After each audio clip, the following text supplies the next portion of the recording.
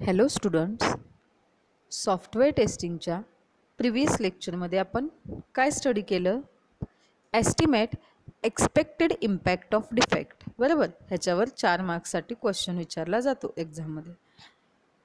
Next आपण काय बघितलं त्याच्यामध्ये, तर त्याचा काय फॉर्म्युला असणार आहे, ते कसं फाइंड आउट केलं जातं. ओके, ह्याचा आपण प्रिव्हियस लेक्चरमध्ये स्टडी केलेला आहे.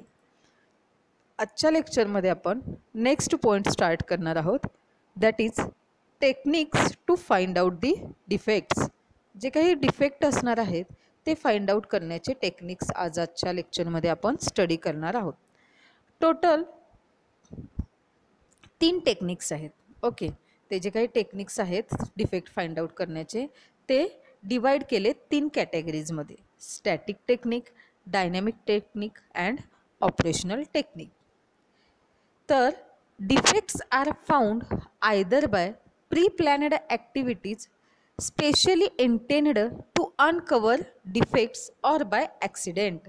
म्हणजेच काय, तर एखाद्या सिस्टीममध्ये असणारे जे काही नंबर ऑफ डिफेक्ट्स आहेत ते आयदर प्री प्लॅन करून तशा ॲक्टिव्हिटीज परफॉर्म करून आपण ते फाइंड आउट करू शकतो किंवा बाय ॲक्सिडेंटलीसुद्धा ते फाइंड आउट होऊ शकतात. ओके, जेव्हा युजर ते सिस्टीम किंवा ते सॉफ्टवेअर यूज करत असतं त्यावेळी ॲक्सिडेंटलीसुद्धा फाइंड आउट होतात किंवा आपण प्री प्लॅनेड करूनसुद्धा ती सिस्टीम काय करतो किंवा ते सॉफ्टवेअर काय करतो त्याच्यामध्ये असणारे डिफेक्ट फाइंड आउट करतो. ओके, तर डिफेक्ट फाइंड आउट करण्याच्या 3 टेक्निक्स आहेत, 3 कॅटेगरीज आहेत. त्यातील फर्स्ट असणार आहे ती आहे स्टॅटिक टेक्निक, राईट. तर स्टॅटिक टेक्निकमध्ये काय येणार? Testing that is done without physically executing a program or system. A code review is an example of static testing technique. लक्षात येते का बघा, टोटल 3 कॅटेगरीज झालेले आहेत डिफेक्ट फाइंड आउट करण्याच्या टेक्निक्सच्या. त्यात स्टॅटिक टेक्निकमध्ये काय येणार, तर टेस्टिंग होणार पण without physically executing a program or system. एखादा पर्टिक्युलर प्रोग्राम, पर्टिक्युलर सॉफ्टवेअर किंवा सिस्टीम आहे ती फिजिकली एक्झिक्यूट न करता टेस्टिंग परफॉर्म केलं जातं, ते म्हणजे स्टॅटिक टेक्निक. आणि त्याचं बेस्ट एक्झाम्पल म्हटला तर तुम्ही कोड रिव्ह्यू हे त्याचं बेस्ट एक्झाम्पल असणार आहे स्टॅटिक टेस्टिंग टेक्निक. याच्यामध्ये काय होतं, फिजिकली आपण तो प्रोग्राम किंवा सॉफ्टवेअर एक्झिक्यूट करत नाही तरीही त्याचं टेस्टिंग परफॉर्म केलं जातं, त्याला म्हणतात स्टॅटिक टेक्निक. नेक्स्ट आहे ते आहे डायनॅमिक टेक्निक. याच्यामध्ये काय होतं, testing in which system components are physically executed to identify defect. Dynamic टेक्निकमध्ये काय होतं, तर फिजिकली काय केले जातं, एखादा प्रोग्राम किंवा एखादी सिस्टीम काय केली जाते, एक्झिक्यूट केली जाते फिजिकली. ओके, तर ती कशासाठी, तर त्याच्यामध्ये असणारे डिफेक्ट फाइंड आउट करण्यासाठी. Okay, so execution of test cases is an example of dynamic testing. आता ह्याचं जर बेस्ट एक्झाम्पल म्हटला तर तुम्ही काय सांगू शकता, तर टेस्ट केसेस ज्या असणार आहेत, नंबर ऑफ टेस्ट केसेस त्याचं एक्झिक्युशन परफॉर्म करणे, हे काय झालं डायनॅमिक टेक्निकचं एक्झाम्पल आहे. ओके, नेक्स्ट आहे ते आहे ऑपरेशनल टेक्निक. नेक्स्ट असणार आहे ते काय आहे, ऑपरेशनल टेक्निक. आता याच्यामध्ये काय होतं, an operational system produce a deliverable containing a defect found by user, customer or control personnel. That is, defect is found as a result of a failure. आता लास्ट टेक्निक जे आहे ते operational technique. आता याच्यामध्ये काय होतं माहिती काय, जेव्हा यूजर ते सॉफ्टवेअर किंवा सिस्टीम यूज करत असतो त्यावेळी त्याला ते डिफेक्ट फाइंड आउट होतात, म्हणजे ती सिस्टीम फेल गेले हे असं त्याच्या लक्षात येतं, किंवा ते एखादा पर्टिक्युलर सॉफ्टवेअर ज्याच्यासाठी ते बनवलेलं आहे ते फेल झालंय हे ज्यावेळी लक्षात येतं त्यावेळी तिथं डिफेक्ट फाइंड आउट झालेला असतो, बरोबर. सो त्याचा ॲज अ रिझल्ट काय येतो, फेल्युअर येतो. त्या टेक्निकला काय म्हटलं जातं, ऑपरेशनल टेक्निक. लक्षात येतात का 3 टेक्निक्स? स्टॅटिक टेक्निकमध्ये काय होतं, फिजिकली एक्झिक्युशन कंप्लीट होत नाही. ओके, ते झालं स्टॅटिक. आणि त्याचं एक्झाम्पल काय घेतला बेस्ट एक्झाम्पल, तर कोड रिव्ह्यू तुम्ही घेऊ शकता. डायनॅमिक टेक्निकमध्ये काय होणार, एक्झिक्युशन फिजिकली कंप्लीट केलं जाते पर्टिक्युलर सिस्टीम किंवा सॉफ्टवेअरचं आणि त्याच्या थ्रू काय केले जातात, त्यावेळी ते डिफेक्ट फाइंड आउट केले जातात. ह्याचं एक्झाम्पल म्हटलं तर तुम्ही तुमचे जे काही नंबर ऑफ टेस्ट केसेस आहेत त्या एक्झिक्युशन करणे, हे त्याचं बेस्ट एक्झाम्पल होऊ शकतं. आणि लास्ट वन आहे ते आहे ऑपरेशनल टेक्निक. याच्यामध्ये काय होतं माहिती आहे काय, ते डिफेक्ट फाइंड आउट होतात, पण कोणा थ्रू फाइंड आउट होतात, ज्यावेळी त्या सिस्टीम किंवा सॉफ्टवेअरचा रिझल्ट ॲज अ फेल्युअर येतो त्यावेळी काय कळतं, ह्याच्यामध्ये डिफेक्ट फाइंड आउट त्यावेळी डिफेक्ट फाइंड आउट होतो. आणि हा कोणाकडून होतो, त्या युजर किंवा कस्टमर थ्रू तो डिफेक्ट फाइंड आउट केला जातो. ते आहे ऑपरेशनल टेक्निक. लक्षात आले का तिन्ही technique? Okay. While it is beyond the scope of this study to compare and contrast various static, dynamic and operational technique, the research did arrive of the following conclusion. आता ह्या सर्वांवरून static, dynamic आणि operational technique म्हणजे काय ते आता तुम्ही बघितलं. आता याच्यावरून तुम्ही कन्क्लुजन काय करू शकाल, तर both static and dynamic techniques are required for an effective defect management program. In each category, the more formally the techniques were integrated into the development process, the more effective they were. म्हणजेच काय, हे तिन्ही जे आता आपण technique study केले त्यावरून आपल्याला इतकं लक्षात येतं की स्टॅटिक अँड डायनॅमिक टेक्निक्स हे जे आहेत ते इफेक्टिव्ह असणार आहेत. कशासाठी, कारण त्याच्यामध्ये काय होतं, आपल्याला तो सॉफ्टवेअर किंवा ती सिस्टीम जी आहे त्याच्यामध्ये डिफेक्ट फाइंड आउट येतात कस्टमरला फाइंड आउट होण्याआधी, या जो कोणी युजर आहे तो फाइंड आउट करण्याआधीच काय केलं जातं, आपल्याला त्याच्यामध्ये असणारे डिफेक्ट फाइंड आउट होतात ह्या दोन टेक्निकमध्ये. ओके. त्यामुळं इफेक्टिव्ह डिफेक्ट मॅनेजमेंट प्रोग्राम काय होतो इथं रिक्वायर्ड होतो. कशासाठी, तर ह्या टेक्निक्सला काय गरजेचं असतं, effective defect management program required असतो. लक्षात येतंय का? आणि याच्यामध्ये काय केले जातात, युजरला प्रोव्हाइड करण्याआधी डिफेक्ट फाइंड आउट होतात. आणि ऑपरेशनलमध्ये काय होतं, तर ते युजरकडून किंवा कस्टमरकडूनच फाइंड आउट केले जातं की ह्याच्यामध्ये डिफेक्ट प्रेझेंट आहे, त्यामुळेच हे सिस्टीम किंवा त्याचा जो काही रिझल्ट असेल तो फेल झालेला आहे. लक्षात येतंय का? Okay. Since static technique will generally find defects earlier in process, they are more efficient at finding defects. आता स्टॅटिक टेक्निकमध्ये काय झालं, फिजिकली त्याचं एक्झिक्युशन घडलंच नाही आणि तर डिफेक्ट फाइंड आउट झाले, तर ते कॉस्टली पण काय असणार आहे, आपल्याला परवडणार असणार आहे. बरोबर. त्यामुळे ते कॉस्ट इफेक्टिव्ह पण असणार आहे, प्लस ते काय असणार आहे, इनिशियल फेजमध्ये काय होतं इथं, म्हणजे त्याच्यामध्ये असणारे डिफेक्ट फाइंड आउट होतात, म्हणजे ते अर्लियर डिफेक्ट फाइंड आउट होतात ह्या प्रोसेसमध्ये. बरोबर.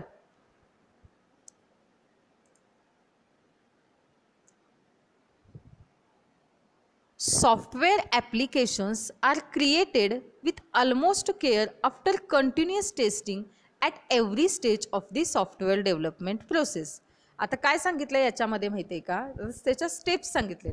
जे काही सॉफ्टवेअर ॲप्लिकेशन्स असणार आहेत जे तयार केलेले, ते काय केले जातात आफ्टर कंटिन्युअस टेस्टिंग. प्रत्येक टेस्टिंग कंटिन्युअसली परफॉर्म केल्यानंतर प्रत्येक स्टेजला सॉफ्टवेअर डेव्हलपमेंट प्रोसेस काय करते, डिफाईन करते. Okay. Their aim is to ensure that the end product is error and bug free and that is fulfill all the demands and requirements of client or the end user. का असं ते करतं, कारण त्याचं एक particular M आहे की आपण जो बनवलेला प्रोडक्ट आहे किंवा सॉफ्टवेअर किंवा जी काही सिस्टीम असेल ती एरर अँड बग फ्री झाली पाहिजे, प्लस ज्या काही एंड युजर किंवा जो कोणी क्लायंट असणार आहे त्याच्या ज्या काही रिक्वायरमेंट्स असतील, डिमांड्स असतील, त्या फुलफिल झाल्या पाहिजेत, कंप्लीट झाल्या पाहिजेत. हेच त्यामागचं काय असतं, त्यांचं एम असतं. ओके. सो नेक्स्ट पॉईंट असणार आहे तो आहे डिफायनिंग डिफेक्ट रिपोर्ट्स. आता याच्यामध्ये काय होतं, आता डिफेक्ट रिपोर्ट्स कसा असतो ते बघूया. Okay. Defect reports are essentially to software testing. Software टेस्टिंगसाठी हा काय आहे, इम्पॉर्टंट असणार आहे. They communicate issues and errors found in the software to the developers or other stakeholders to ensure transparency and clear communication between them. हा defect report का गरजेचा असतो, कारण जेव्हा आपण टेस्टिंग परफॉर्म करतो त्यावेळी नेमकं कुठं डिफेक्ट फाइंड आउट झाला, तो कशामुळे फाइंड आउट झाला, कुठं डिफेक्ट फाइंड आउट झाला ते डेव्हलपरला कळायला पाहिजे. तेव्हा डेव्हलपर त्याच्यामध्ये चेंजेस करणार आणि तो पुन्हा आपल्याला चेंजेस करून ते सॉफ्टवेअर किंवा पर्टिक्युलर सिस्टीम आहे ते प्रोव्हाइड करणार. त्यासाठी या दोघांच्या मध्ये ट्रान्सपरन्सी असणं गरजेचं आहे. त्यासाठी त्या दोघांच्या मध्ये कम्युनिकेशन घडणं गरजेचं आहे. आणि ह्या सर्वांसाठी काय करणं गरजेचं आहे, तो रिपोर्ट रेकॉर्ड करून ठेवणं, तो रिपोर्ट ठेवणं त्या डिफेक्टचा गरजेचं असतं. लक्षात येते का? सो त्या दोघांच्यामध्ये ट्रान्सपरन्सी आणि क्लिअर कम्युनिकेशन राहण्यासाठी डेव्हलपर्स आणि स्टेक होल्डरमध्ये काय डिफेक्ट रिपोर्ट काय असतो गरजेचा असतो. लक्षात येते का? When initially discovered, one can confuse defect with an undocumented requirements, changes, a user error or a misunderstanding. लक्षात येते का बघा. हां, काय होतंय, एकदा जर का कन्फ्युजन झालं, मग कशामुळे, ज्या काही रिक्वायरमेंट्स असतील ओके कस्टमरच्या त्या क्लिअर झाल्या नाहीत, किंवा त्यांचा जो काही किंवा त्यांच्यामध्ये होणारं कम्युनिकेशन याच्यामध्ये जर मिसअंडरस्टँडिंग झालं, तर त्यावेळी काय होतं, ते जे काही युजर असणार आहे त्याच्या ज्या काही रिक्वायरमेंट्स असणार आहेत त्या आपण फुलफिल करू शकणार नाही, कारण कम्युनिकेशनमध्ये ट्रान्सपरन्सी राहिली नाही. ह्याचं रिझन काय असू शकतं, एक तर त्यांनी त्यांच्या ज्या काही रिक्वायरमेंट्स असतील त्या चेंज केल्या, किंवा दुसरा ऑप्शन काय असू शकेल की त्यांच्यामध्ये कस्टमरमध्ये आणि त्या डेव्हलपर किंवा जी काही सिस्टीम असेल, टीम असेल, त्याच्यामध्ये असणारं जे काही कम्युनिकेशन आहे याच्यात मिसअंडरस्टँडिंग झाल्यामुळं काय होतं, तर तिथं त्यांच्या रिक्वायरमेंट्स फुलफिल होत नाहीत. However, it is important that the defect is quickly identified and brought to the developer's attention. Once these defects are uncovered, tester generates a formal defect report. The purpose of this report is to state the problem as clearly as possible so that developer can replicate the defect easily and fix it effortlessly. So defect report का गरजेचं आहे तुम्हाला कळालं का? कारण काय होतं, याच्यामुळं जर आपल्याला लवकरात लवकर त्या सिस्टीम किंवा सॉफ्टवेअरमध्ये असणारे डिफेक्ट फाइंड आउट झाले, तर काय होईल, डेव्हलपरला ते ट्रान्सफर करता येईल जे काही डिफेक्ट असतील ते. ओके, ट्रान्सफर केल्यानंतर डेव्हलपर काय करेल, त्याच्यामध्ये चेंजेस करेल आणि तो पुन्हा काय करेल, ते डिफेक्ट काय करेल, इझिली फिक्स करून बग फ्री ते सॉफ्टवेअर किंवा सिस्टीम बनवू शकेल. आणि ह्या सगळ्यासाठी त्याचं रेकॉर्ड काय करणं गरजेचं आहे, नोट डाऊन करणं गरजेचं आहे, आणि त्यांच्यामध्ये ट्रान्सपरन्सी असणं गरजेचं आहे. त्यामुळं defect report should be well written. त्यामुळे जो काही डिफेक्ट रिपोर्ट असणार आहे, टेस्टिंग परफॉर्म केल्यानंतर टेस्टरनं तयार केलेला जो काही डिफेक्ट रिपोर्ट असणार आहे तो कसा पाहिजे, वेल रिटन असला पाहिजे, कारण त्यानं टेस्टिंग परफॉर्म केलं ना.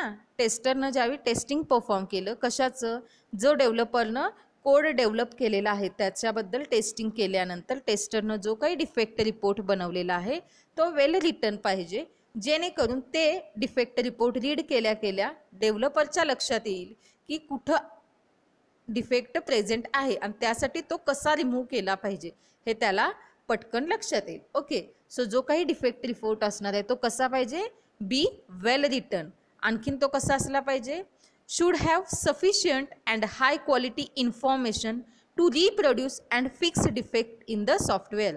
तो जो काही डिफेक्ट रिपोर्ट असणार आहे तो कसा पाहिजे, sufficient and high quality information असली पाहिजे, जेणेकरून डेव्हलपर काय करेल, तो जो काही डिफेक्ट आहे तो रिप्रोड्यूस तो काय करेल, फिक्स करेल, रिमूव्ह करेल आणि पुन्हा ते सॉफ्टवेअर किंवा जे काही ॲप्लिकेशन असणार आहे ते रिप्रोड्यूस करेल त्या सॉफ्टवेअरमध्ये.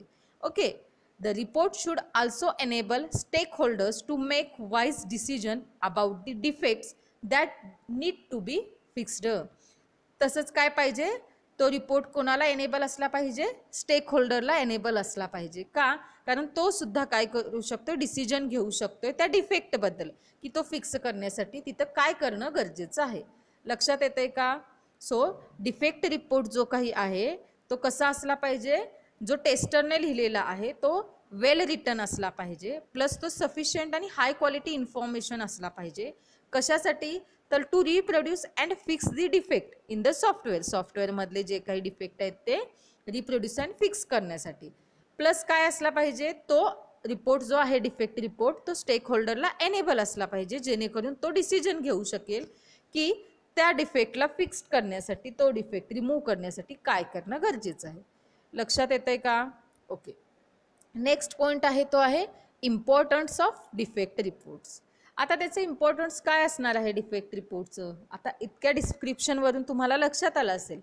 reporting defect is important for several reasons. It documents an irregularly discovered during testing and includes all the information needed to reproduce the problem, including the author, release or build number, open close date, problem area, problem description, test environment, defect type etcetera. म्हणजेच काय, ते defect report का महत्त्वाचा आहे, ज्याच्यामुळं काय होईल, त्याच्यामध्ये असणारा जो काही डिफेक्ट आहे प्रेझेंट तो कसा रिमूव्ह करायचा किंवा त्याच्यामध्ये कोणते प्रॉब्लेम्स आहेत. ओके, मग त्याच्यामध्ये काय येईल, तो कोणी ऑथर असेल त्याचं डिटेल्ड डिस्क्रिप्शन पाहिजे, म्हणजे तो जो कोणी तयार केलेला असणार आहे, ओके, डेव्हलप केलेला असणार आहे कोड, ओके, तो टेस्ट आपण टेस्टिंग परफॉर्म करत असणार आहोत त्यावेळी. In short, defect report contains details of action in the software application that don't provide expected result. लक्षात येते का? म्हणजेच काय असणार आहे, याच्यामध्ये डिटेल्ड ॲक्शन असणार आहे. कशामध्ये, तर सॉफ्टवेअर ॲप्लिकेशनमध्ये जे प्रोव्हाइड कशासाठी केलेलं नाही आहे, एक्सपेक्टेड रिझल्टसाठी. Okay, other reason that make defect reporting importants are. आता डेव्हलपरसाठी काय असणार आहे ते बघूया आणि त्याच्यानंतर टेस्टरसाठी तो डिफेक्ट रिपोर्ट का महत्त्वाचा असणार आहे ते बघूया. आधी डिफेक्ट रिपोर्ट का इम्पॉर्टंट असणार आहे एवढं तरी सगळ्यांच्या लक्षात आलं का? कारण डिफेक्ट रिपोर्ट जर आपल्याला डिटेल्डमध्ये कळाला तर तो डिफेक्ट नेमका कोणत्या एरियामध्ये फाइंड आउट झाला आहे, तो का आला आहे, हे सगळं ह्याच्यावर स्टडी कोण करू शकतो, तर डेव्हलपर करू शकतो. प्लस हे स्टेक होल्डरला पण एनेबल झालं तर काय होतं, तो सुद्धा डिसिजन घेऊ शकतो ना, त्याच्यामध्ये काय गरजेचं आहे काय नाही ह्याचा तो सुद्धा डिसिजन घेऊ शकतो. ओके, सो टेस्टरनं काय केलं पाहिजे, इन डिटेल्ड त्याच्याशी रिलेटेड जी काही इन्फॉर्मेशन असणार आहे, तो डिफेक्ट कधी प्रेझेंट झाला, तो डिफेक्ट टाईप कोणता आहे, त्याचं डिस्क्रिप्शन, तो प्रॉब्लेम का आलेला आहे, कोणत्या एरियामध्ये आलेला आहे, कधी आलेला आहे, हे सगळं डिटेल्ड किंवा त्याची प्रायोरिटी काय असणार आहे ह्याबद्दल सगळं डिटेल्ड इन्फॉर्मेशन त्या डिफेक्ट रिपोर्टमध्ये असणं गरजेचं आहे. म्हणजे तो प्रॉब्लेम सॉर्ट आउट करणं किंवा तो डिफेक्ट रिमूव्ह करणं इझी होऊ शकतं. ओके, आता याचं महत्त्व डेव्हलपरसाठी का आहे ते बघा. Information regarding the issues and defect is provided to developer through this defect report which further help them in understanding what they need to do to reproduce the problem. हे जे काही डिफेक्ट रिपोर्ट असणार आहे त्याच्यामध्ये जी काही detailed information पाहिजे म्हटली आपण, त्या डिफेक्ट रिपोर्टचा इन डिटेल्ड इन्फॉर्मेशनचा फायदा डेव्हलपरला का होईल, जेणेकरून त्याला इझिली अंडरस्टँड होईल की हा नेमका कोणत्या एरियामध्ये आलेला आहे आणि तो रिमूव्ह करून तो प्रॉब्लेम रिमूव्ह कसा केला जाईल शॉर्ट टाईम स्पॅनमध्ये. त्याच्यासाठी काय होईल, त्या डेव्हलपरला त्या डिफेक्ट रिपोर्टची मदत होईल. लक्षात येते का? Okay, it also makes them aware of what needs to be done to fix defect in the software. आणि त्यावेळी त्याला लक्षात येईल की ह्या प्रॉब्लेमसाठी, हा प्रॉब्लेम कोणत्या सिच्युएशनला येतो, त्याच्यानंतर हा प्रॉब्लेम आल्यानंतर नेमकं काय केलं पाहिजे जेणेकरून हा प्रॉब्लेम रिमूव्ह होईल, हे इझिली तो काय करू शकतो, फिक्स करू शकतो आणि तो जो काही डिफेक्ट असेल तो रिमूव्ह करू शकतो. लक्षात येते का? म्हणून डिफेक्ट रिपोर्ट इम्पॉर्टंट आहे. आणि टेस्टरसाठी का तो इम्पॉर्टंट आहे?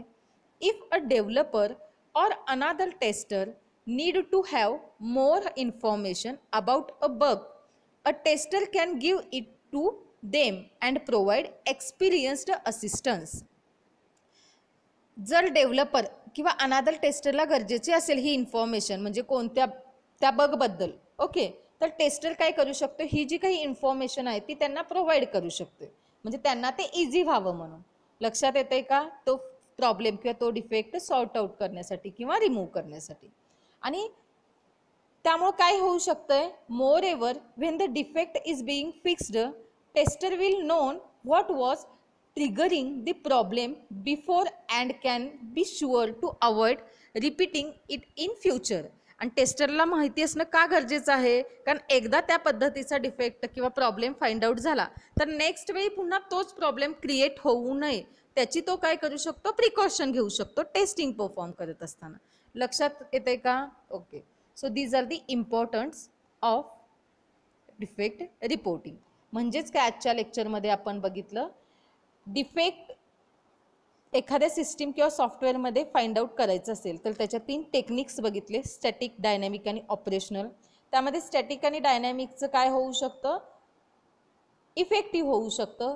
का? कारण त्याच्यामध्ये काय होतं, कस्टमरला प्रोव्हाइड करण्याआधी डिफेक्ट फाइंड आउट होतात. आणि ऑपरेशनलमध्ये काय होतं, जो कोणी क्लायंट असेल, एंड युजर असेल, त्याच्याकडून काय होतं, आपल्याला ते डिफेक्ट आहे त्यामध्ये आणि त्यामुळे ते सिस्टीम किंवा सॉफ्टवेअर फेल गेले, त्याचा जो काही ॲज अ फेल्युअर म्हणून रिझल्ट आपल्याला कळतो ऑपरेशनल टेक्निकमध्ये ॲट दी एंडला. पण स्टॅटिकमध्ये काय होतं, फिजिकली एक्झिक्युशन परफॉर्म न करता काय होतं, त्याच्यामध्ये डिफेक्ट फाइंड आउट होतो. आणि डायनॅमिकमध्ये काय होतं, फिजिकली एक्झिक्युशन परफॉर्म केल्यानंतर काय होतं, तो डिफेक्ट फाइंड आउट होतो. लक्षात येते का? त्याच्यानंतर आपण काय बघितलं, इम्पॉर्टन्स ऑफ डिफेक्ट रिपोर्ट. आता डिफेक्ट रिपोर्ट का महत्त्वाचा असणार आहे, कारण तो डिफेक्ट रिपोर्ट जर डिटेल्ड माहितीचा असेल तर त्यामुळे काय होतं, डेव्हलपरला तो जो काही डिफेक्ट असणार आहे तो रिमूव्ह करता येईल आणि पुन्हा तो जो काही कोड आहे तो रिप्रोड्यूस करता येईल, त्याच्यातील प्रॉब्लेम जो काही तो फ्री करून रिमूव्ह करून. लक्षात येते का? जेणेकरून ती सिस्टीम काय होईल, फ्री फ्रॉम बग और डिफेक्ट होऊ शकते. लक्षात येते का? Okay, thank you.